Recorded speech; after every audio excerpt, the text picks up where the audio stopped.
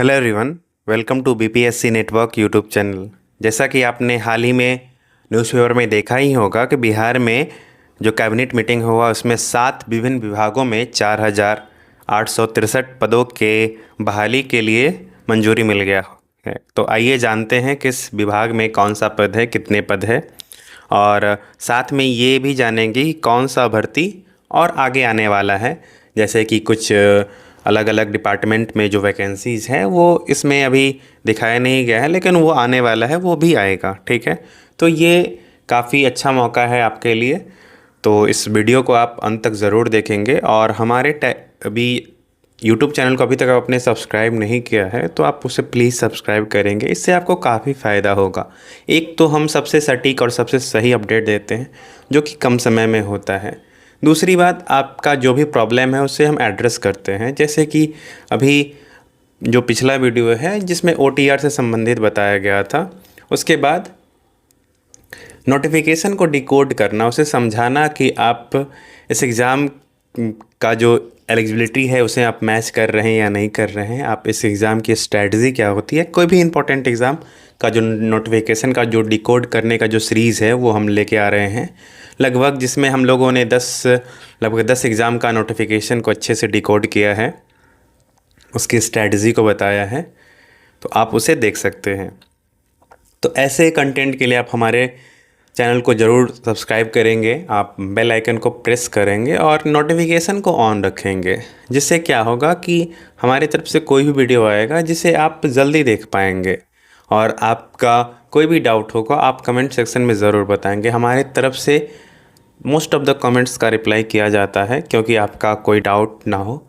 उसके बाद अभी आप जो ईमेल आईडी दिया गया है उस पर भी आप अपना जो इशू है, जो आप कमेंट में नहीं लिख सकते हैं, आप ईमेल कर सकते हैं। हमें काफ़ी ईमेल्स मिलते हैं जिसमें काफ़ी डाउट्स होता है। दूसरी बात, आप हमें टेलीग्राम पे फॉलो करके उसमें जो एडमिन्स है आप उनसे भी बात कर सकते हैं, उनसे भी पूछ सकते हैं अपने डाउट्स को। तो ठीक है, इस वीडियो को हम शुरू करते हैं। जैसा कि ये आपने न्यूज़पेपर में देखा है कि ये 4,863 पद पे बहाली आने वाली है जिसका मंजूरी मिल गया है। ऐसे ही ये न्यूज़पेपर में नहीं है कि काफ़ी जैसे कि न्यूज़पेपर में होता है कि जिसको बाद में बता दिया जाता है कि भ्रामक है, लेकिन ऐसा नहीं है। कैबिनेट से इसे मंजूरी मिल गई है तो इसका जो वैकेंसी है देर से देर आ ही जाएगा। कुछ का वैकेंसी काफ़ी जल्दी आएगा, कुछ का वैकेंसी थोड़ा सा लेट आ सकता है, क्योंकि वैकेंसी जब क्रिएट होती है उसके बाद उसका जो एग्ज़ाम लेने का जो कमीशन, उसके बाद वैकेंसी जाती है, फिर वो उसका मानक तैयार करता है कि इस एग्ज़ाम का प्रोसेस क्या होगा, क्या क्या क्वेश्चंस होंगे, किस टाइप के, पूरा वो तैयार करता है नोटिफिकेशन। उसमें थोड़ा सा समय लगता है। तो ठीक है, हम इस वीडियो को शुरू करते हैं। सबसे पहले आप देख सकते हैं कि सहायक शिक्षा पदाधिकारी है, इसके लिए 935 पद हैं। मतलब ये जो एग्ज़ाम है AEDO का है, ये प्रमोशन, ये लेवल 5 का जॉब है। लेवल 5 का जो ऑफिसर है, लेवल 5 का ऑफिसर मतलब कि इसके अंदर स्कूल्स आएंगे और ये शिक्षा विभाग को सुदृढ़ करने के लिए अपना काम करेंगे। फिर ये प्रमोट होके EDO बनेंगे, मतलब फर्स्ट प्रमोशन के बाद ये EDO बनेंगे जो कि लेवल 6 पे होंगे। ठीक है, ये एग्ज़ाम है BPSC कंडक्ट करेगी, ये कंफर्म है।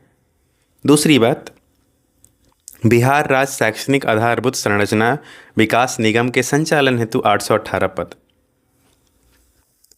और बिहार शिक्षा परियोजना परिषद के लिए 63 पद। मतलब आप देख सकते हैं कि बिहार में जो शिक्षा के विकास के लिए जो पद है वो काफ़ी ज़्यादा सृजित किए जा रहे हैं। तो इसी अनुसार आप देख सकते हैं, जैसे टीचर्स हो, ऑफिसर्स हो, उस ऑफिसर को के ऊपर ऑफिसर्स हो, तो ये सारा एक पूरा एक लेयर सिस्टम होता है जो मैनेजमेंट का, उसको सुदृढ़ किया जा रहा है। तो बिहार में शिक्षा व्यवस्था थोड़ा सा सुधार होगा। ठीक है।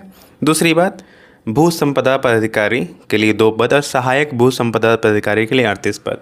मतलब ये जो 38 जो पोस्ट है वो इनके अंदर काम करेंगे, असिस्टेंट है ये। ठीक है, ये उसके बाद शहरी आयोजन प्राधिकरण के लिए 1350 पद शहरी आयोजन, जो कि शहर में क्या क्या वो डिस्ट्रिक्ट प्रोग्राम ऑफिसर जिसे बोलते हैं, मतलब सिटी प्रोग्राम ऑफिसर या इस टाइप का। और 7 शहरी आयोजन क्षेत्र प्राधिकरण के कार्यालयों के संचालन हेतु 1350 पद। ये 1350 पद उससे अलग है। और ये 7 शहरी आयोजन क्षेत्र प्राधिकरण कार्यालय कहाँ का है?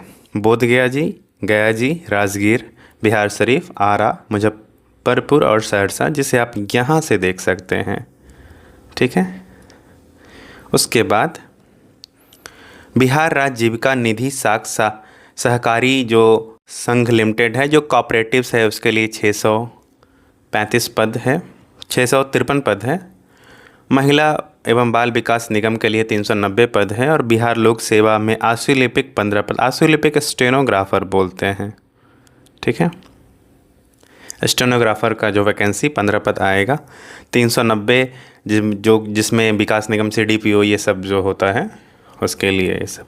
तो जब ये वैकेंसी तैयार हो गई है तो ये वैकेंसीज़ जो है, जिसमें जो आयोग इस वैकेंसी को लेगा उसके पास ये नोटिफिकेशन वो चला जाएगा उनके, तो वो मानक तैयार करेंगे।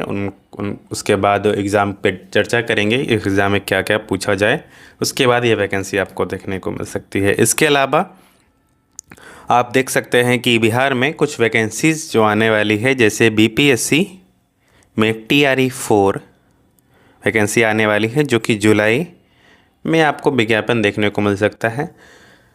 बिहार के शिक्षा मंत्री ने इसे एक इंटरव्यू के दौरान बताया था। उसके बाद बीपीएससी में ही जो असिस्टेंट रेवेन्यू ऑफिसर है,